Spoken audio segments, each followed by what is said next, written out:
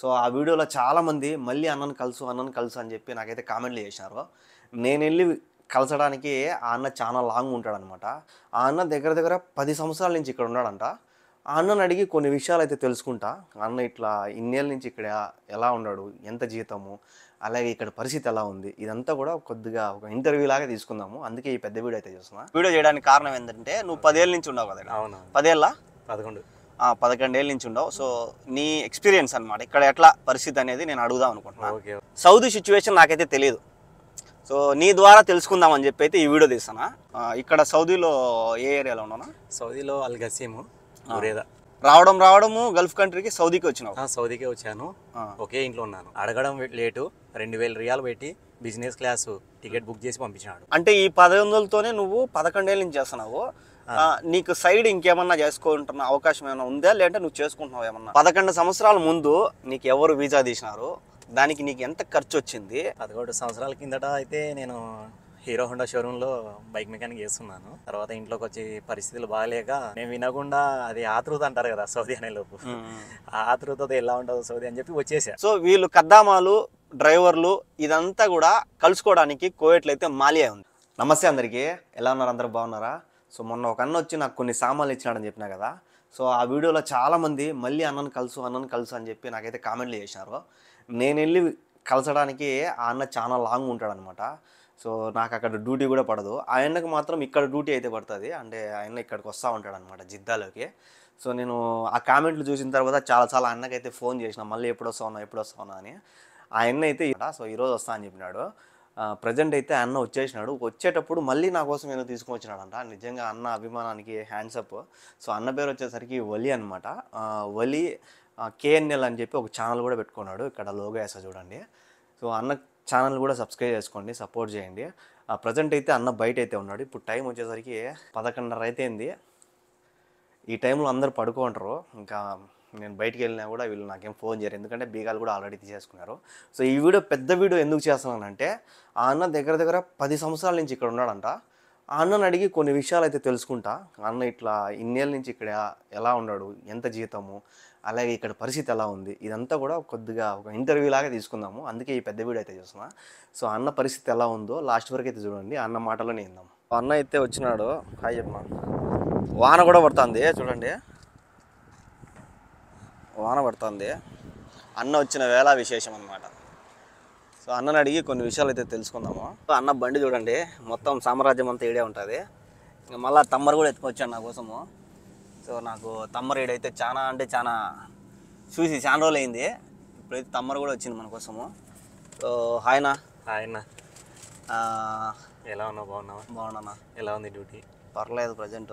ఇప్పుడు నేను ఈ వీడియో చేయడానికి కారణం ఏంటంటే నువ్వు 10 ఏళ్ళ నుంచి ఉండవు కదా. అవునా? 10 ఏళ్ళా? 11. 11 ఏళ్ళ నుంచి ఉండవు. సో నీ ఎక్స్పీరియన్స్ అనమాట. నువ్వు 11 ఏళ్ళ నుంచి ఇక్కడ ఉన్నావు కదా, అంటే ఇక్కడ పరిస్థితి ఎలా ఉందో కనుక్కుందాము. అలాగే నా సబ్స్క్రైబర్లకు కూడా చెప్తే బాగుంటుంది, ఎందుకంటే నేను కువైట్లో ఎక్కువ వీడియోలు తీసిన, ఇండియాలో కూడా తీసిన. ప్రజెంట్ ఇప్పుడు నేను సౌదీలో ఉన్నా కాబట్టి సౌదీ సిచ్యువేషన్ నాకైతే తెలియదు. సో నీ ద్వారా తెలుసుకుందాం అని చెప్పి అయితే ఈ వీడియో తీస్తానా. నీ పేరునా? పూర్తి పేరు? నా పేరు వలి. వలీనా? అవునవును. మీది సొంత ఊరు? మాది సొంత ఊరు అయితే పాణ్యము. ప్రజెంట్ అయితే కర్నూలు ఉన్నాం 2 ఇయర్స్ నుంచి.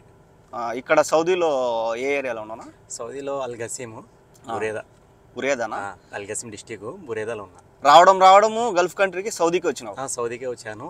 ఒకే ఇంట్లో ఉన్నాను 11 సంవత్సరాల నుంచి. 11 సంవత్సరాలు ఒకటే వెళ్ళాను. ఇంటికి పోతున్నావు వస్తున్నావు? పోతున్నా. పంపిస్తాడా? 2 ఏళ్ళకి ఒకసారి పంపిస్తాడు. స్టార్టింగ్ లో 2 సంవత్సరాలు ఉన్నా.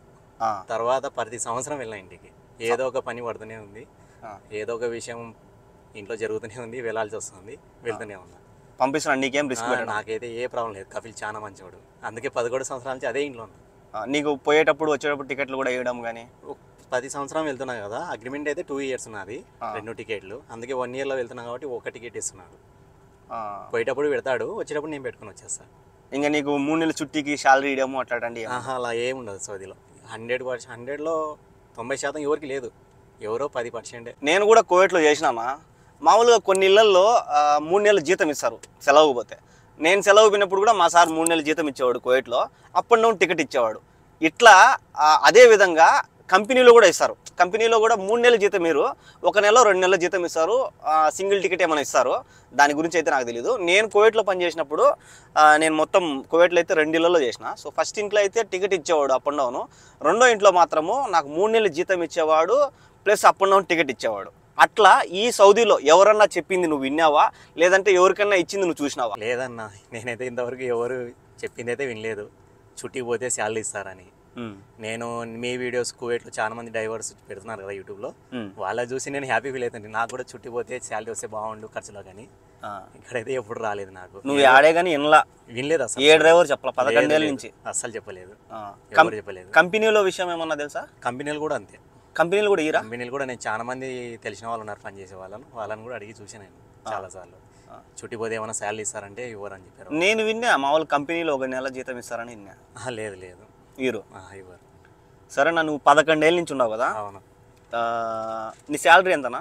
నా శాలరీ 5 years వరకు 1200 రియాల్ ఇచ్చారు. ఆ తర్వాత ఒక 200 పెంచాడు, 14 అయింది.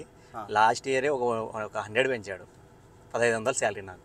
1500 అంటే నువ్వు ఏ సంవత్సరంలో వచ్చినావు? 2014 మేలో వచ్చా. 2014 నుంచి ఇప్పుడు 11 ఏళ్ళు చేస్తే నీకు 1500 జీతం ఇస్తాను అంతే. 1500. అవును. ఫుడ్ నాదే. ఫుడ్ నీదే 1500. ఫుడ్ నాదే, మొబైల్ ఖర్చు నాదే, పై ఖర్చులు నాదే, అన్నీ నావే. నువ్వు 11 ఏళ్ళ నుంచి చేస్తున్నావునా? నేను కువైట్లో ఒక ఇంట్లో 3.5 సంవత్సరం చేసిన, ఒక ఇంట్లో 2 ఏళ్ళు చేసిన. సో నా మొత్తం కలిసి ఒక 5.5 సంవత్సరము. సో 5.5 సంవత్సరంలో నేను ఇక్కడికి వచ్చిన. 5.5 సంవత్సరం తర్వాత అంటే 5.5 సంవత్సరం నా ఎక్స్పీరియన్స్ తర్వాత ఇక్కడికి వచ్చిన. సో నాకైతే నా శాలరీ నేను ఒక వీడియో అయితే చేస్తా, కానీ నీకన్నా ఎక్కువ ఇస్తున్నారు నాకు. సో నీకన్నా కొద్దిగా ఎక్కువ అయితే ఎక్కువ కాదు. ఇంకొకటి భోజనం అయితే నాకు వాళ్ళే పెడతారు. పొద్దునపూట మాత్రం టిఫిన్ నేను చేసుకుంటా. ఆ టిఫిన్కి కూడా సామాన్లు మా వాళ్ళే ఇస్తున్నారు. సో 1500కి నువ్వు 11 ఏళ్ళ నుంచి చేస్తున్నావు అంటే దానికి కారణం ఏందినా? కారణం ఏం లేదన్న, నాకైతే చాలా మంచి కపిల్ దొరికాడు. వాళ్ళ భార్య కానీ పిల్లలు కానీ చాలా బాగా చూసుకుంటారు. ఎప్పుడు కావాలన్నా నాకు చుట్టి కొడతాడు. రీసెంట్గా 2 నెలల కిందట మా నాన్నకు హెల్త్ బాగాలేకుంటే వెళ్ళొచ్చిన, అడగడం లేటు 2000 రియాలు పెట్టి బిజినెస్ క్లాసు టికెట్ బుక్ చేసి పంపించినాడు. నైట్ మాట్లాడినాడు, బుక్ చేసుకున్నాడు, మార్నింగ్ పంపించేసినాడు. అందుకే చేస్తున్నా, తప్పదన్నంగా చేసుకోవాలి. ఎందుకంటే పెద్ద పెద్ద సిటీల్లో ఇస్తున్నారు, శాలరీ బాగా ఇస్తున్నారు. కానీ నాకు కాస్త భయం, కొత్త చోటికి రావాలా, శాలరీ ఇస్తారు పర్వాలేదు, కొత్త ఇంటికి వస్తే ఆ ఓనర్ ఎలా ఉంటాడో, ఎలా టార్చర్ పెడతారో నా భయంతో నేను వెళ్ళకున్నా వేరే చోటికి. అంటే ఈ 1500తోనే నువ్వు 11 ఏళ్ళ నుంచి చేస్తున్నావు. నీకు సైడ్ ఇంకేమన్నా చేసుకుంటున్న అవకాశం ఏమైనా ఉందా, లేదంటే నువ్వు చేసుకుంటున్నావు ఏమన్నా? చేసుకుంటున్నాను.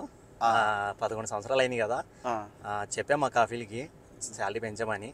లేదు పెంచలేను, చూసావు కదా వర్క్ లేదు నా దగ్గర ఎక్కువ అన్నాడు. సరే నేను పార్ట్ టైం చేసుకుంటా అన్నాను. స్టార్టింగ్లో అయితే బెదిరించాడు, పోలీస్ వాళ్ళు పట్టుకుని నాకు సంబంధం లేదు నేను విడిపోయాను అన్నాడు. ఎందుకంటే మన అకామాలో ఏ వర్క్ అని ఉంటుందో ఆ వర్కే చేసుకోవాలి. డ్రైవర్ అంటే వర్కే చేయాలి, ఎలక్ట్రీషియన్ అంటే ఎలక్ట్రీషియన్ వర్కే చేసుకోవాలి.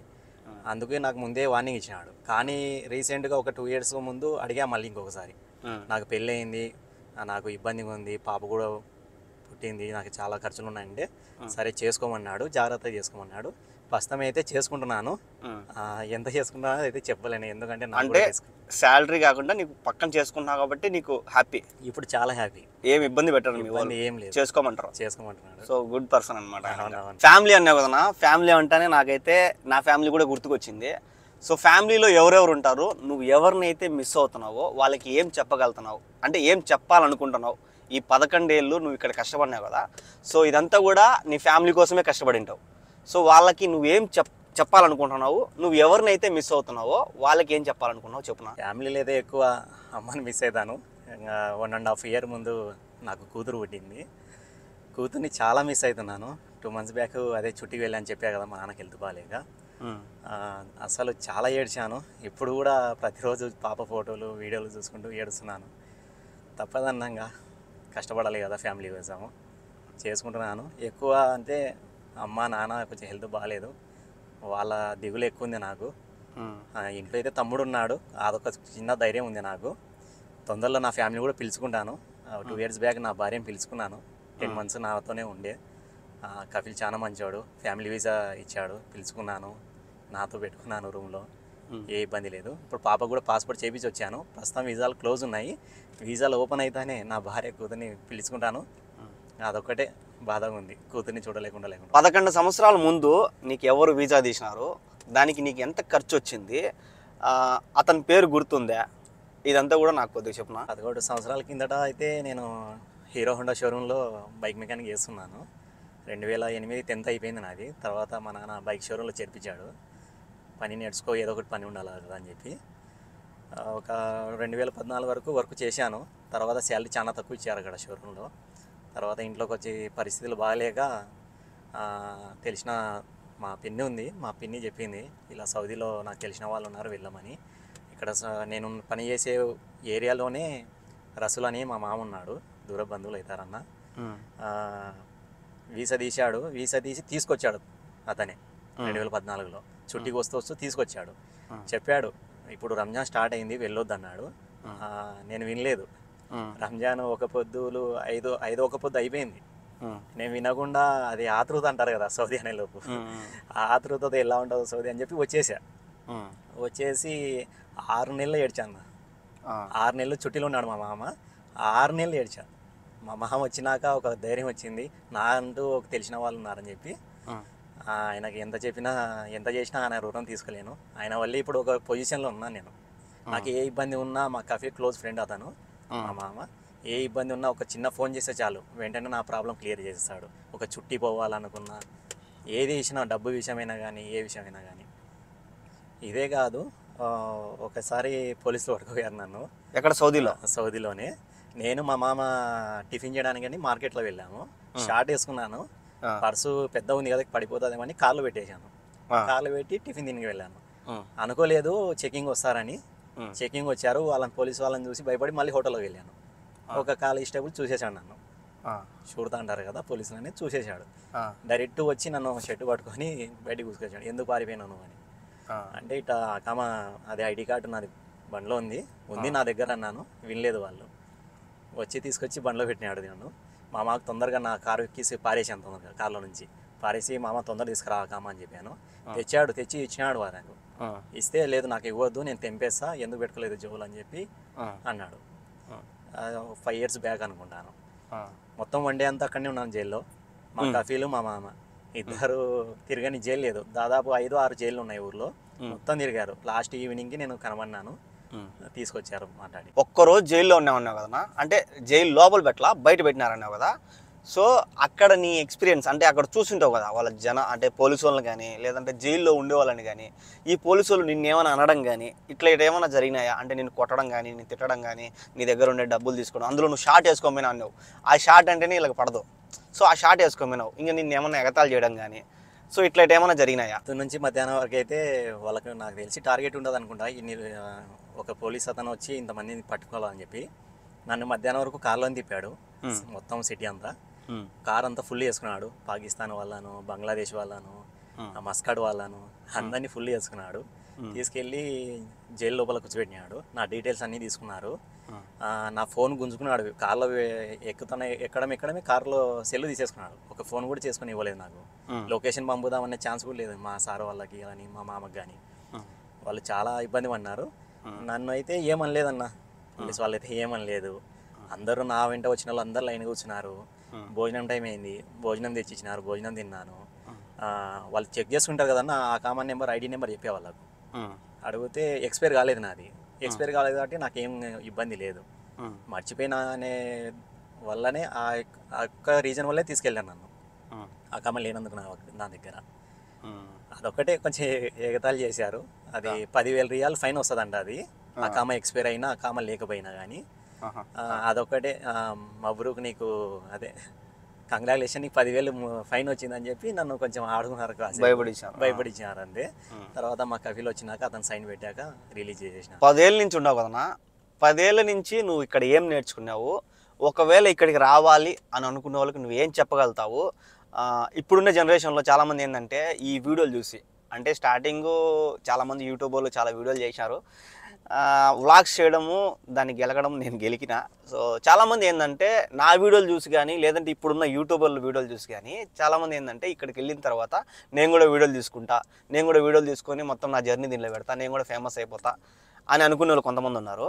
సో దీని గురించి నువ్వేం చెప్తావు? అంటే ఇక్కడ నీ అనుభవము, అలాగే ఇక్కడికి రావాలనుకునే వాళ్ళ అనుభవము, అలాగే మన వీడియోలు చూసి నేను కూడా అక్కడికి వెళ్ళి వీడియోలు తీస్తా అని అనుకునే వాళ్ళ గురించి నువ్వేం చెప్తావు? నా అనుభవం కన్నా కొత్తగా వచ్చే వాళ్ళ గురించి అయితే ఒకటే విషయం చెప్తాను, రాండి చేసుకోండి, వద్దని చెప్పడాను. చాలా మంది చాలా ఊహలు ఉంటాయి, సౌదీ అంటే చాలా స్ట్రిక్ట్గా ఉంటుంది, ఏమైనా తప్పు చేస్తే ఏదైనా చేస్తారు అది అని చాలా భయపడతారు కదా. మనం ఇంత దూరం వస్తున్నది డబ్బులు సంపాదించుకోవడానికి, కాబట్టి మనం కష్టపడాలి అంతే. ఇక్కడ వేరే వేరే ఆలోచనలు పెట్టుకొని రాకూడదు. ఒకటి ఇక్కడికి వచ్చినాక ఒకటేనా, తల్లిదండ్రుల విలువ, డబ్బు విలువ, ఫుడ్ విలువ అన్నీ తెలుస్తాయి. నిద్ర విలువ ఖచ్చితంగా తెలుస్తుంది. ఒక్క గంట దొరుకుతుందేమో అని మనం టైం ఎదురు చూస్తాం, పడుకోవడానికి రెస్ట్ తీసుకుందాం ఒక గంట అని చెప్పి. అలా ఉంటుంది పరిస్థితి. సరేనా? ఇంకొకటి 2 చెప్పినావు, ఓకే బాగానే ఉంది. ఎవరు వచ్చే వాళ్ళకి కరెక్ట్గా సమాధానం చెప్పినావు. రావాలనుకుంటే రావచ్చు చేసుకోవచ్చు. సౌదీ చాలా డేంజర్ అంటారు, కానీ నువ్వు దానికి సమాధానం చెప్పినావు. అంటే మనం ఎక్కడైనా పద్ధతిగా ఉంటే ఏం కాదు. సో ఇప్పుడు 3వది ఏంటంటే వీడియోలు చూసి రావాలనుకుంటున్నారు. అవునవును, చాలా మంది నువ్వు గమనించడం లేదు, మేము కూడా వచ్చి వీడియోలు చేసుకుంటాం అని చూసి నీ వీడియో కామెంట్స్లో చూసి అన్న నాకు వీజది అని చెప్పి చాలా మంది పెడుతున్నారు. అంటే వాళ్ళకి ఏ పరిస్థితులు ఉన్నాయో నాకు తెలిసి 50% నీ వీడియోలు చూసి నేను కూడా ఫేమస్ అవుతా వచ్చి సౌదీలో అని చెప్పి కువైట్కి వచ్చి ఫేమస్ అవుతా అని పెట్టిన వాళ్ళు కూడా ఉంటారు కామెంట్స్. కొంతమంది ఫ్యామిలీ ప్రాబ్లం వల్ల కూడా పెట్టిన వాళ్ళు ఉంటారు. ఒకటి నేను కూడా చాలాసార్లు ఆలోచించా. నేను ప్రజెంట్ నీకు తెలిసిందే, నువ్వే నీ చేతులతోనే యూట్యూబ్ ఛానల్ ఓపెన్ చేసావు కదా. ఆ వీడియోస్ నాకు 2 years బ్యాక్. నేను పెట్టాలంటే ఎప్పుడో పెట్టవచ్చు, 10 years అయింది. నాకు అరబీ అంత ఇంత వచ్చు. నేను ఉన్న ఏరియా తిరిగా, మక్కా తిరిగా, జిద్దా తిరిగా, అన్ని తిరిగా, రియాద్ తిరిగాను. నాకు ఏరియాస్ తెలుసు, డ్రైవింగ్ కూడా బాగా పర్ఫెక్ట్ వచ్చు, నాకు అన్నీ తెలుసు. కానీ కొన్ని రూల్ ఉన్నాయి ఇక్కడ. వాళ్ళకు నచ్చలేదంటే ఎంత దూరానే వెళ్తారు వాళ్ళు. మనం కెమెరా మొబైల్ చేతిలో పట్టుకున్నా ఏం ఫోటో తీసినా అని చెప్పి అడుస్తారు వాళ్ళు. అలాంటిది మనం వీడియో తీసినామంటే చాలా డేంజర్ ఇక్కడ. ఇప్పుడు స్టార్ట్ చేసినావు కదా ఛానల్, ఏదైనా చేసినావు?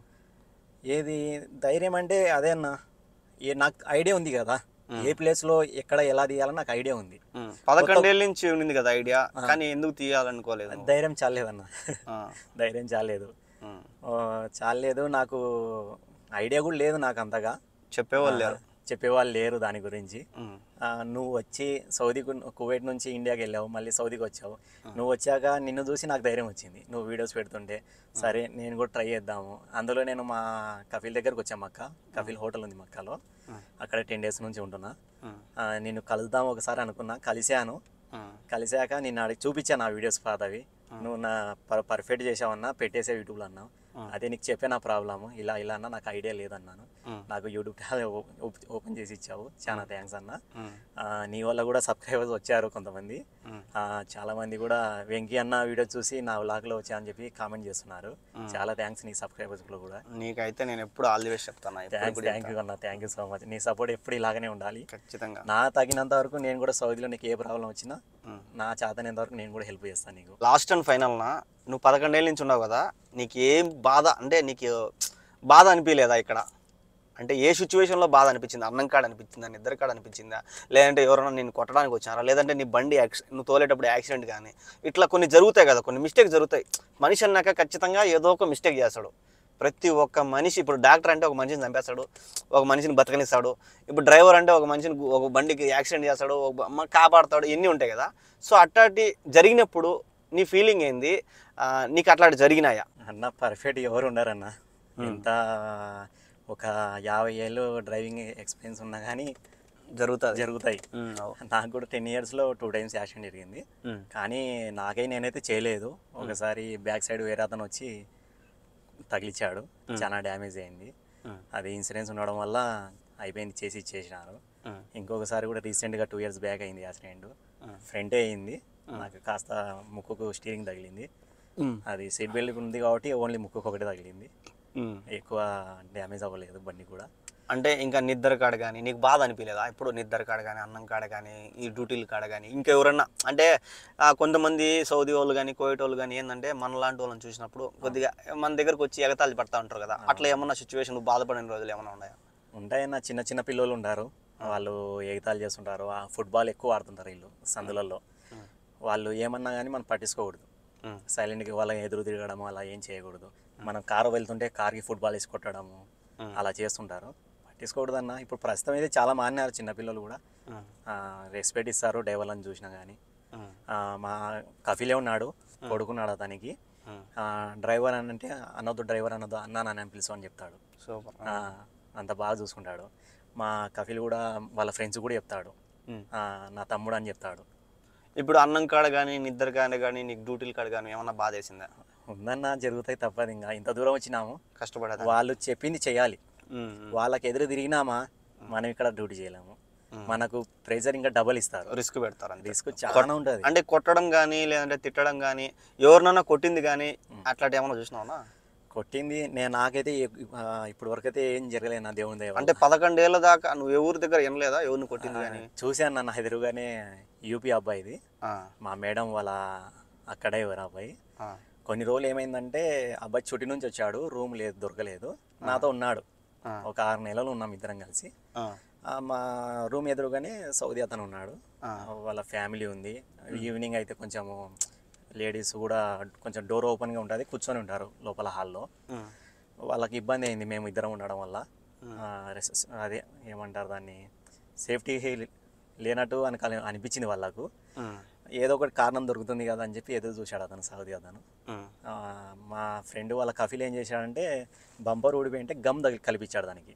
కరిపించి బాటిల్ ఆనే బారేసి వెళ్ళిపోయాడు. నా ఫ్రెండ్కి తెలియదు అది.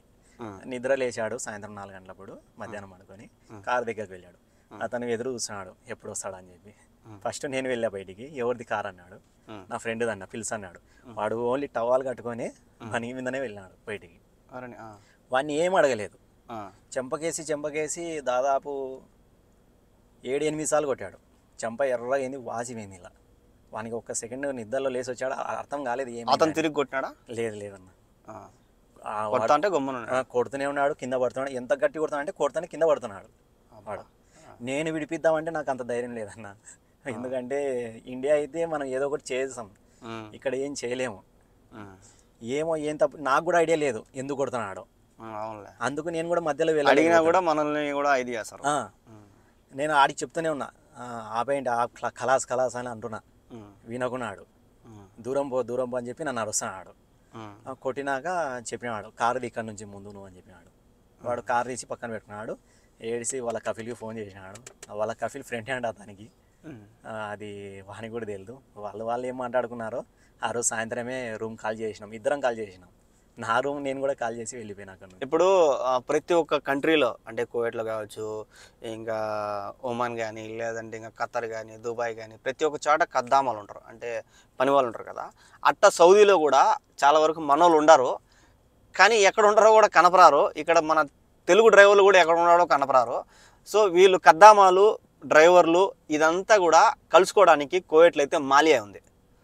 సో ఇక్కడ అలాంటి ప్లేసులు ఏమన్నా, ఇప్పుడు సౌదీ అంటే చాలా పెద్దది, వరల్డ్లోనే 7వ నెంబర్లోనో 7వ స్థానంలోనే ఉంది. సో గల్ఫ్ కంట్రీలలో నెంబర్ 1 అంటే పెద్దది అనమాట, పెద్ద దేశము. ఇక్కడ కూడా ఆ విధంగా జిద్దా కానీ, దమ్మాము కానీ, ఇలాంటి కొన్ని ఏరియాలలో మాలియా టైప్ ఏదైనా ఉందా? నువ్వు ఎప్పుడన్నా ఆ మనోళ్ళు వచ్చిన కాడికి కానీ, మనోళ్ళు ఆ కలుసుకునే ప్లేస్ కానీ ఉంటే నువ్వు ఎప్పుడన్నా పోయినావా శుక్రవారం రోజు?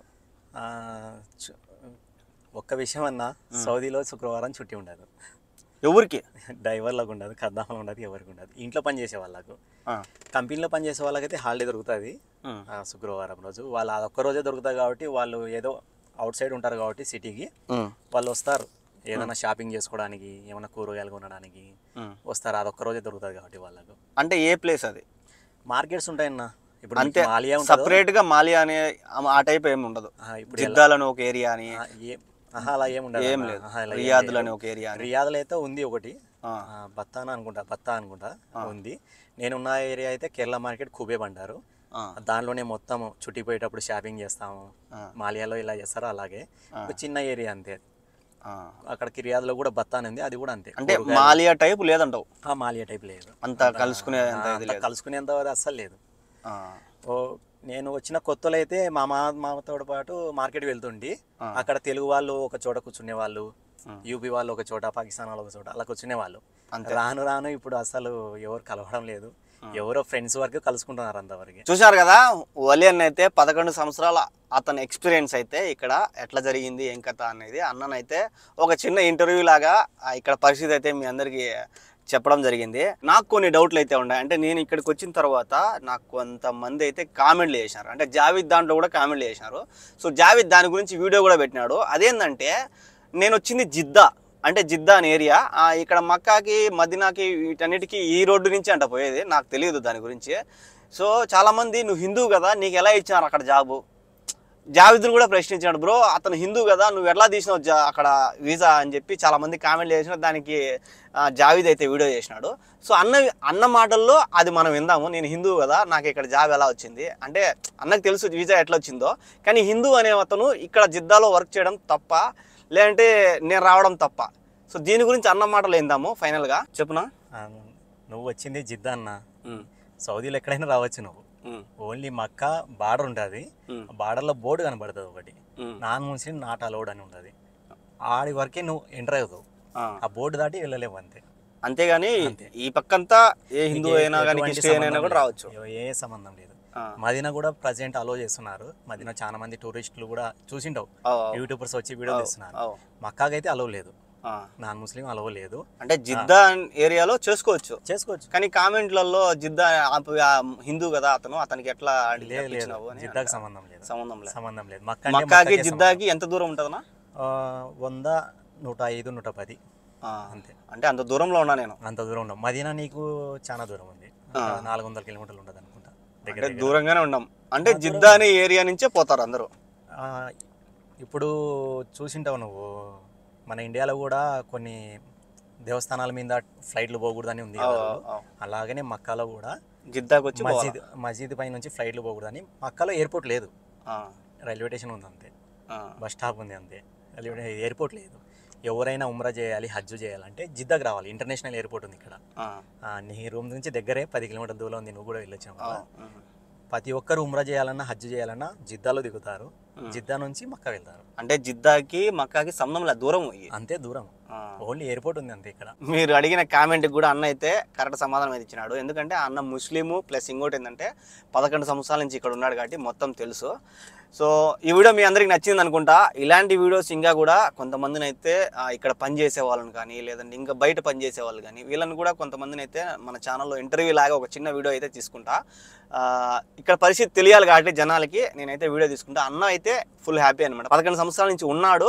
సో పర్ఫెక్ట్ 1500 జీతం వచ్చినా కూడా పైన బయట పని చేసుకున్నాడు. అంతా కూడా బాగానే ఉంది. ఫ్యామిలీని కూడా పిలిపించుకునే దానికి అవకాశం ఉంది.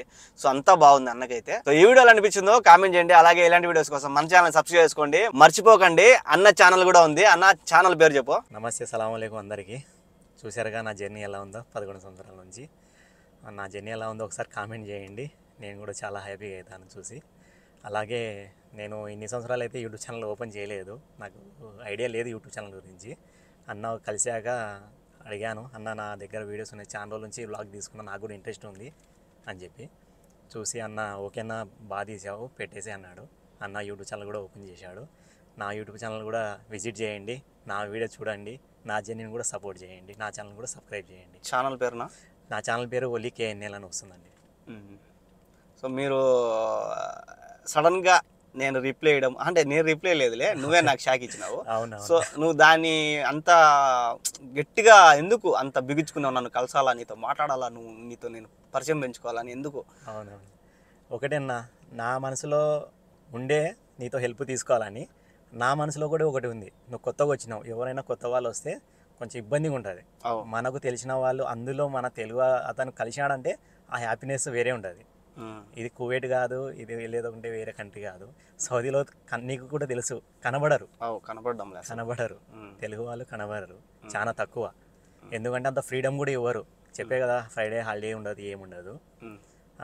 నేను ఒకటే అనుకున్నా, నేను కలవాలి, ఏదో నాకు తగినంత, నేను 11 సంవత్సరాల నుంచి ఉన్నా కదా, ఏదైనా నీకు ఇబ్బంది వచ్చినా లేకుంటే నీకు ఏదైనా చిన్న చిన్న హెల్ప్ ఉన్నా చేద్దామనుకున్నా, ఎలాగైనా కలుద్దాం అనుకున్నా.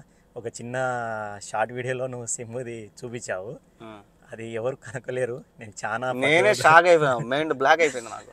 నేను చాలా పట్టుదలతో ఆ 4 నెంబర్లు మిస్ అయినాయి, కనబడలేదు నాకు. నువ్వు డబ్బులు ఏదో పెట్టినావు దాని మీద అడ్డాము, చేయి అడ్డం పెట్టినావు. నేను ఆ 4 నెంబర్లు మార్చి చేసినాను. వాట్సాప్లో ఫీడ్ నెంబర్ మారుస్తున్నా, వాట్సాప్లో ఫీడ్ చేస్తున్నా, వాట్సాప్ ఓపెన్ చేసి పేరు చెక్ చేస్తున్నా ఎవరి పేరు వస్తుందని.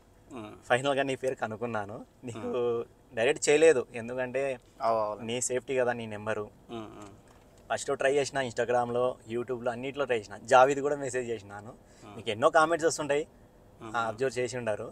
నువ్వు వచ్చినప్పటి నుంచి ప్రతి వీడియోలో కామెంట్ చేస్తున్నాను, ఎందుకంటే నేను మక్కలు ఉన్నాను, నాకు ఛాన్స్ ఉంది నేను కలవడానికి. ఈ ఛాన్స్ మిస్ అయితే నేను మా బురేదా వెళ్ళాను అనుకో, 1000 కిలోమీటర్ రాలేను కదా నేను కలవడానికి అని చెప్పి మా కఫీల్ కూడా పర్మిషన్ తీసుకున్నాను. నువ్వు టిక్టాక్లో రిప్లై ఇచ్చావు అని చెప్పి ధైర్యంతో నేను వాట్సాప్లో మెసేజ్ చేశాను నీకు. వలి అన్న నన్ను కలిసినాడని ఎంత ఆనందపడుతున్నాడో, నిజంగా నేను రిప్లై ఇవ్వలేదు అని నేనైతే చాలా బాధపడినా ఇప్పుడు. ఎందుకంటే అన్న పరిచయం నాకైతే, అన్న నా దగ్గరికి రావడం, అన్ని సామాన్లు వేయడం నాకైతే మైండ్ బ్లాక్ అయిపోయింది. సో చాలామంది అనుకుంటారు సామాన్లు ఇచ్చి ఏదో అతని దగ్గర నుంచి ఇన్ఫర్మేషన్ లాక్కోవాలనో, లేకపోతే అతని దగ్గర నుంచి ఏదో పెద్ద సలహా తీసుకోవాలనో, పెద్ద ఇది హెల్ప్ తీసుకోవాలని వచ్చినాడని. అసలు రావడమే పెద్ద గొప్ప నాకు తెలిసి. నేను ఇంట్లో వాళ్ళకి కూడా చెప్పిన, మా ఇంట్లో వాళ్ళకి అలా రావడం చాలా గొప్ప. మనము ఒక దేశంకి వచ్చిన తర్వాత ఫస్ట్ మన దగ్గరికి ఎవరు రారు హెల్ప్ చేయడానికి. సో నేను ఫస్ట్ కువైట్కి వచ్చినప్పుడు నా స్నేహితుడు నరేష్ అని, నేను ఆ ఇంటికి వస్తే నాకు సబ్బు కూడా లేదు, టవల్ కూడా లేదు. సో మా ఫ్రెండ్ వాడు నరేష్ అని, మా క్లాస్మేట్ అనమాట, వాడు వచ్చినాడు. చిన్నప్పుడు నాకు వాడికి అసలు పడేదిలే, అంటే స్కూల్లో నాకు వాడికి పడేదిలే కొద్దిగా. అంటే వాడు అల్లరోడు, నేను అల్లరోడమే, ఇద్దరం అల్లరోడు కలిసి ఏమవుతుంది, గొడవలు అవుతాయి. సో ఆ మార్గం ఉండేవాళ్ళము. కానీ ఆ రోజు నేను కువైట్కి దిగడము, వాడు నాకు మెసేజ్ చేయడము, వాడు నా దగ్గర రావడము, నన్ను జమియాకి తీసుకోపోవడం, అదే ఫస్ట్ టైం నేను నా ఫ్రెండ్తో జమియాకి పోయినా. నాకు సామాన్లు ఇచ్చినాడు, సేమ్ టు సేమ్. వాడినైతే ఇప్పటికీ మర్చిపోను నేను. వాడు ఎక్కడ కనిపించినా దన్నను పోయి అత్తుకుంటా నేను, నువ్వు నాకు వచ్చి హెల్ప్ చేసినవరా నేను ఒక దేశంకి వస్తే అని. Same to same. సో అన్న నా కాడి నుంచి ఏం లాక్కునే పర్వాలే, నా దగ్గర ఏం ఇన్ఫర్మేషన్ కావాలని ఇస్తాను నేను. సో అన్న నాకు వచ్చినా చూసినావా. సో అక్కడ నేనైతే చాలా ఫీదా అయిపోయినా. సో ఆల్ ది బెస్ట్ నా. నేనైతే నీ అంటే ఎప్పుడైనా ఉంటా. నీ ఇప్పుడు కాదు, 1 మిలియన్ 2 మిలియన్ 3 మిలియన్ నేను నిన్ను మర్చిపోను. ఓకేనా?